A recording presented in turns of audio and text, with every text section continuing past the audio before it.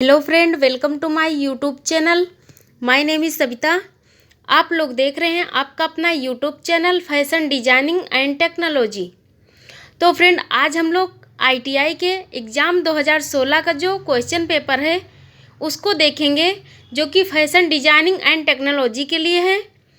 आप लोग वीडियो में लास्ट तक बने रहिए। इसी टाइप के क्वेश्चन आते हैं आप लोगों को। एग्ज़ाम से बिल्कुल घबराना नहीं है।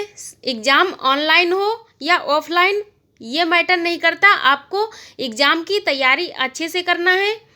तो आप लोग इस क्वेश्चन को अच्छे से देखिए कि किस टाइप के क्वेश्चन आते हैं, इससे आपको अनुभव हो सकता है। तो यहाँ से आप लोग अच्छे से क्वेश्चन को पढ़िए और अपने तैयारी खुद से करिए, अपने सिलेबस से करिए और अपने बुकों से पढ़िए, वहीं से क्वेश्चन आते हैं। सिर्फ आपको समझने की दिक्कत है। अगर आप समझ जाओगे कि सिलेबस कहाँ से है और पैटर्न इसका क्या होता है, तो आपको आसानी से क्वेश्चन मिल जाएंगे। वहाँ पर यहाँ पर बेसिक क्वेश्चन पूछे जाते हैं, इतने एडवांस लेवल के क्वेश्चन नहीं पूछे जाते। वही क्वेश्चन को घुमा फिरा के पूछते हैं, बट आप लोगों को थोड़ा सा कंफ्यूज करते हैं घुमा फिरा के, क्योंकि आपको पता रहेगा तो आप किसी भी तरीके से वो घुमाएंगे, आप क्वेश्चन का आंसर ज़रूर निकाल लोगे। तो उसी टाइप के कुछ क्वेश्चन आज हैं, तो हम लोग इनको देखेंगे किस टाइप के क्वेश्चन हैं और इनका आंसर हमें कैसे करना है। तो चलते हैं अपने क्वेश्चन की तरफ। आप लोग क्वेश्चन को ध्यान से पढ़िएगा। जितने भी आईटीआई के स्टूडेंट हैं एक दूसरे के साथ ज़रूर शेयर करिए, जो कि फैशन डिजाइनिंग एंड टेक्नोलॉजी के स्टूडेंट हैं एक दूसरे के साथ ज़रूर शेयर करिएगा, ताकि सभी को हेल्प मिल सके। तो चलते अपने क्वेश्चन की तरफ। आप लोग क्वेश्चन को ध्यान से पढ़िएगा, क्वेश्चन बहुत ही इम्पॉर्टेंट है।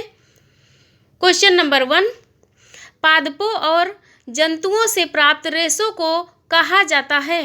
पादपों और जंतुओं से प्राप्त रेशे को कहा जाता है। ए प्राकृतिक रेशे, बी कृत्रिम रेशे, सी रेयॉन रेशे, डी इनमें से सभी। तो जंतुओं से प्राप्त रेशे को क्या कहा जाता है? तो इसका राइट आंसर है ए प्राकृतिक रेशे। जंतुओं से प्राप्त रेशे को प्राकृतिक रेशे कहा जाता है। तो इसका राइट आंसर ए है। पेपर पैटर्न पूरा करने हेतु पैटर्न बनाने की कोई प्रणाली एक सीरीज पर निर्भर करती है। पेपर पैटर्न पूरा करने हेतु पैटर्न बनाने की कोई प्रणाली एक सीरीज पर निर्भर करती है। A drawing, B basic pattern set, C pattern drafting, D इनमें से सभी। तो पेपर पैटर्न पूरा करने हेतु पैटर्न बनाने की कोई प्रणाली एक सीरीज पर निर्भर करती है, वो क्या चीज़ है? तो इसका राइट आंसर है सी पैटर्न ड्राफ्टिंग। पेपर पैटर्न पूरा करने के लिए पैटर्न बनाने का जो एक प्रणाली होती है, एक सीरीज होती है, वो किस पर निर्भर होती है? तो पैटर्न ड्राफ्टिंग पर निर्भर होती है। पेपर पैटर्न जो है वो पैटर्न ड्राफ्टिंग पर ही निर्भर होता है। पहले हम पैटर्न ड्राफ्टिंग करते हैं, उसके बाद पेपर पैटर्न को कटिंग करते हैं। तो इसका राइट आंसर सी है। एंड क्वेश्चन नंबर 3, एक द्विविमीय कपड़े का टुकड़ा किसी संरचना के चारों ओर लपेटकर आकार से मिलती जुलती आकृति का त्रिविमीय कपड़ा पैटर्न सृजित किया जाता है। एक द्विविमीय कपड़े का टुकड़ा किसी संरचना के चारों ओर लपेटकर आकार से मिलती जुलती आकृति का त्रिविमीय कपड़ा पैटर्न सृजित किया जाता है। ए ड्राफ्टिंग अथवा पैटर्न, बी पैटर्न रैपिंग, सी ड्राइंग, डी पैटर्न का सेट। तो सबसे पहले हम समझेंगे कि द्विविमीय कपड़े क्या होते हैं और त्रिविमीय कपड़ा क्या होता है। तो द्विविमीय कपड़े का मतलब है कि 2D पैटर्न जो होते हैं वो द्विविमीय कपड़ा, यानी कि हिंदी में उसको द्विविमीय कपड़ा कहते हैं और इंग्लिश में है 2D पैटर्न। 2D पैटर्न जो होता है उसको हिंदी में द्विविमीय कपड़ा कहते हैं और जो 3D पैटर्न होता है उसको त्रिविमीय कपड़ा कहते हैं। 3D पैटर्न को त्रिविमीय कपड़ा कहते हैं। तो यहाँ पर ये पूछा गया है कि किसी संरचना के चारों ओर लपेट कर आकार बनाए, उसी आकार का मिलता जुलता आकृति बनाए, तो उसको हम क्या कहेंगे? तो इसका राइट आंसर क्या होगा? बहुत इजी है। इसका राइट आंसर है पैटर्न ड्रेपिंग। डमी पर हम कपड़े को लपेटकर उसी के आकार का जो हम आकृति बनाते हैं, यानी कि 2D पैटर्न से हम 3D पैटर्न में कन्वर्ट करते हैं उसको, तो उसको क्या कहेंगे? उसको पैटर्न ड्रेपिंग कहेंगे। यहाँ पर सीधा सा सवाल पूछ सकते थे कि पैटर्न ड्रेपिंग कौन सा होता है, या डमी पर ड्रेप करने में कौन सा पैटर्न होता है, तो आप पैटर्न ड्रेपिंग बता सकते थे। बट यहाँ पर थोड़ा सा घुमाया गया है क्वेश्चन को, क्योंकि आप अगर ड्रेपिंग करते होंगे तो आपको पता होगा कि 2D पैटर्न क्या होते हैं और 3D पैटर्न क्या होते हैं। तो इसका राइट आंसर बी है, pattern draping. And question number 4, dot dot dot वह माप है जिससे आरामदायक बनाने के लिए प्रयोग किया जाता है। डॉट डॉट डॉट वह माप है जिससे आरामदायक बनाने के लिए प्रयोग किया जाता है। A test fit, B ease, C figure balance, D pattern का सेट। तो यहाँ पर किसी माप को आरामदायक बनाने के लिए प्रयोग किया जाता है, वो किस चीज़ का प्रयोग किया जाता है? तो इसका राइट आंसर है बी इज। इज का मतलब हमने कई बार वीडियो में बताया है, इज का मतलब लूजिंग होता है। जो हम कपड़े में लूजिंग देते हैं उसको हम इज कहते हैं। तो इसका राइट आंसर बी है। किसी कपड़े को हम माप के अनुसार जो आरामदायक बनाएंगे, थोड़ा सा लूजपन देंगे, तो वो हुआ हमारा इज। तो इसका राइट आंसर बी है। एंड क्वेश्चन नंबर 5, किसी पहले पैटर्न से मलमल पोशाक कट को कहते हैं। किसी पहले पैटर्न से मलमल पोशाक कट को कहते हैं, यानी कि जो मलमल होता है उससे सबसे पहला पैटर्न जो काटते हैं उसे क्या कहते हैं? तो ए है टेस्ट फिट, बी टेम्पलेट, सी सैंपल, डी पैटर्न का सेट। तो यहाँ पर सबसे पहला पैटर्न जो काटते हैं मलमल, यानी कि जो मसलिन का कपड़ा होता है उससे जो पहला पैटर्न काटते हैं वो हमारा किस चीज़ के लिए होता है? पहला तो टेस्ट फिट के लिए होता है, ये सभी को पता है। लेकिन जो इसका दूसरा नाम है, और ये जो मेन बनाया जाता है किस लिए? क्योंकि हम चेक कर सकें, उसको टेस्ट फिट कर सकें, या फिर सैंपल के तौर पे भी बनाया जा सकता है। तो यहाँ पर जो मेन काम होता है वो सैंपल के लिए होता है। जो हम मलमल का कपड़ा बनाते हैं, पैटर्न बनाते हैं, वो सैंपल के लिए बनाया जाता है। तो इसका राइट आंसर होगा सी सैंपल। यहाँ पर दोनों चीज़ है, बट इसको थोड़ा सा समझना होगा। टेस्ट फिट के लिए तो बनाते ही हैं, लेकिन इसको हम सैंपल के लिए बनाते हैं। तो सैंपल के लिए ये पैटर्न बनाया जाता है। मसलिन का जो हम मलमल का कपड़ा बनाते हैं पैटर्न, उसको हम सैंपल कहते हैं। तो इसका राइट आंसर है C sample. And question number 6, dot dot dot किसी पैटर्न में एक फन्नी आकार का कट आउट आकार को नियंत्रित करने के लिए आशय से प्रयोग किया जाता है। डॉट डॉट डॉट किसी पैटर्न में एक फन्नी आकार का कट आउट आकार को नियंत्रित करने के लिए आशय से प्रयोग किया जाता है। A ease, B garment balance, C tracing, D dart. तो यहाँ पर बताया गया है कि पैटर्न में एक फन्नी आकार का कट आउट होता है, उसको हम आकार को नियंत्रित करने के लिए प्रयोग करते हैं। वो क्या चीज़ है? तो इसका राइट आंसर है डी डार्ट। डार्ट जो होता है वो आकार को नियंत्रित करता है। तो इसका राइट आंसर डी है, डार्ट। एंड क्वेश्चन नंबर 7, मलमल को पैटर्न के टेस्ट फिट के लिए इस्तेमाल किया जाता है और इसे डॉट डॉट डॉट भी कहा जाता है। मलमल को पैटर्न के टेस्ट फिट के लिए इस्तेमाल किया जाता है और इसे डॉट डॉट डॉट भी कहा जाता है। ए टेम्पलेट, बी टू बाइली, सी सैंपल, डी गेज।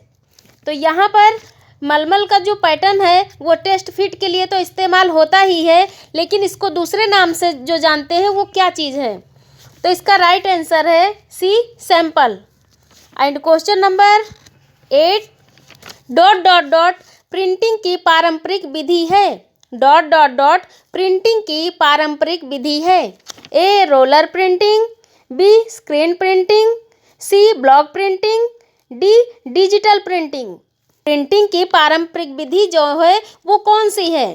तो इसका राइट आंसर है C block printing. Block printing जो है वो पारंपरिक विधि है प्रिंटिंग की। तो इसका राइट आंसर सी है block printing. And question number 9, dot dot dot वस्त्रों की स्थानीय रंगाई जैसी होती है। डॉट डॉट डॉट वस्त्रों की स्थानीय रंगाई जैसी होती है। A flocking, B dyeing, C printing, D mercerising. तो वस्त्रों की स्थानीय रंगाई जैसी होती है वो क्या चीज़ है? तो इसका राइट आंसर है बी डाइंग। डाइंग जो होती है वो स्थानीय रंगाई होती है। जो स्थानीय रंगाई होती यानी कि जो परमानेंट डाई होती है, परमानेंट रंगाई होती है वो क्या है? तो उसको कहते हैं स्थानीय डाई जैसी जो होती है उसको डाइंग कहते हैं। यहाँ पर जो ऑप्शन है उसमें से ये स्थानीय रंगाई जैसी क्या चीज़ है? तो डाइंग ही है। प्रिंटिंग एक अलग है, मर्चराइजिंग और फ्लॉकिंग नहीं है। तो इसका राइट आंसर यहाँ पर क्या आएगा? इसका राइट आंसर आएगा डाइंग। एंड क्वेश्चन नंबर 10, बायस पट्टी कितनी डिग्री के एंगल पर काटी जाती है? क्वेश्चन थोड़ा सा मिस्टेक है, आप लोग अपने नोट कॉपी में सही कर लीजिएगा। बायस पट्टी कितने डिग्री के एंगल पर काटी जाती है? ए 45 डिग्री, बी 90 डिग्री, सी 80 डिग्री, डी 95 डिग्री। तो बायस पट्टी जो है वो कितने डिग्री के एंगल पर काटी जाती है? तो इसका राइट आंसर है ए 45 डिग्री। बायस पट्टी जो होती है वो 45 डिग्री पर काटी जाती है। तो इसका राइट आंसर ए है। एंड क्वेश्चन नंबर 11, धागे जो किनारे के समानांतर तथा बुने हुए कपड़े वक्र रेखा पर काटी जाती है उसे क्या कहते हैं? धागे जो किनारे के समानांतर तथा बुने हुए कपड़े वक्र रेखा पर काटी जाती है उसे क्या कहलाते हैं? A cross grain, B balance line, C bias 45 degree, D इनमें से कोई नहीं।